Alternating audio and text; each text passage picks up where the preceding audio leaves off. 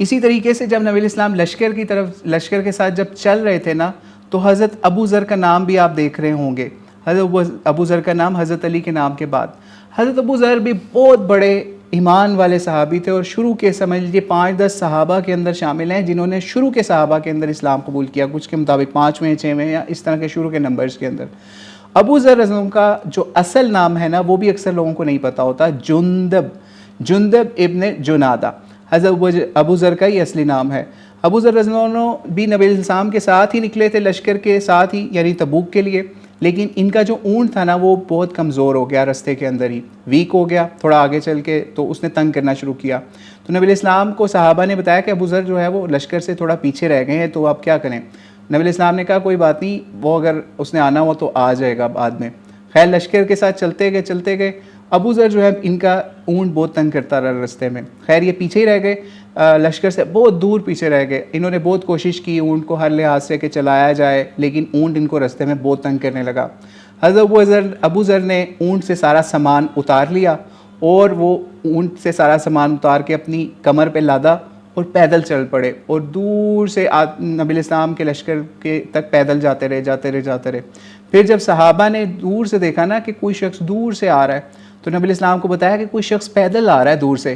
تو نبی علیہ السلام کی بصیرت یا اللہ تعالیٰ نے ان کو ایسی حکمت دی ہوئی تھی، یا ان کو ایسی وحی کی ہوئی تھی اس حوالے سے، کہ نبی علیہ السلام نے کہا وہ ابو ذر ہوگا. جب یہ قریب آئے تو صحابہ نے کہا واقعی ابو ذر ہے اللہ کے رسول. تو اس کو بھی ابن حشان نے بھی لکھا ہے اس واقعے کو، تاریخ ابن کثیر اور دیگر کتابوں کے اندر، سیرت کی کتابوں میں بھی یہ واقعہ آیا. تو قریب آئے تو نبی علیہ السلام نے ابو ذر کو دیکھ کے ان کو سمجھ لیجیے دعائیں بھی دیں اس حوالے سے. لیکن ایک بات اس وقت فرمائی کہ ابو ذر جو ہے نا، یہ تنہا سفر کرتا ہے، اور تنہا ہی یہ سمجھ لو اس کی موت ہوگی یا وفات ہوگی، اور یہ تنہا ہی قیامت والے دن جو ہے وہ اٹھایا جائے گا، اور کچھ لوگوں کے مطابق تنہا ہی جنت میں اٹھایا جائے گا.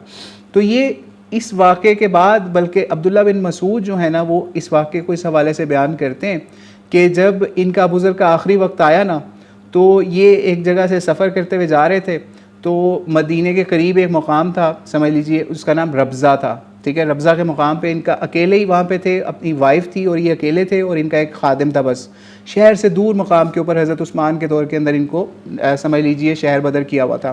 وہاں پہ یہ آخری دن گزار رہے تھے اپنے. تو ان کی وفات کا ٹائم آیا. انہوں نے اپنی بیوی کو کہا کہ آپ نے کیا کرنا ہے کہ میرا جو جنازہ ہے نا، وہ گھر سے باہر اس طریقے سے اس جگہ پہ رکھ دینا ہے، جب میری وفات ہو جائے گی تو آپ نے کوئی قافلہ آئے گا، آپ نے ان کو کہنا ہے کہ یہ اللہ کے رسول کا صحابی ہے یہاں پہ، اس کو تدفین کرنے میں ہماری مدد کرو.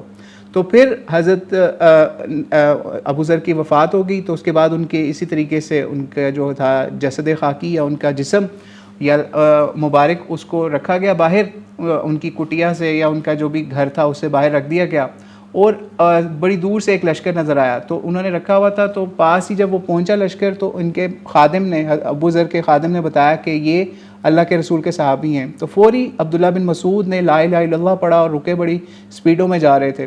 اور انہوں نے پھر یہی واقعہ بتایا غزوہ تبوک والا، کہ غزوہ تبوک میں بھی یہ اکیلے اس طریقے سے لشکر سے پیچھے رہ کے اکیلے آ رہے تھے.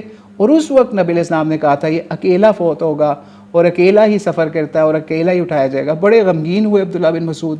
ان کے ساتھی بھی کچھ ساتھ تھے، انہوں نے ان کا جنازہ پڑھا، ان کی تدفین بھی کی، اور اس کے بعد ان کی سمجھ لیجیے وہاں سے نکل گئے. یعنی غزوہ تبوک اتنا اہم واقعہ تھا، اس کے اندر چلنے والے صحابہ اتنے اہم تھے کہ عبداللہ بن مسعود ان کی وفات کے اوپر بھی وہی نبی علیہ السلام کی حدیث بیان کر رہے ہیں کہ کس طریقے سے نبی علیہ السلام نے اس بات کو اس وقت بیان کیا تھا تبوک کے موقع کے اوپر، کہ اللہ کے راستے میں جب یہ اکیلے چلتے ہوئے آ رہے تھے تو ان کو نبی علیہ السلام نے اس طریقے سے یاد کیا.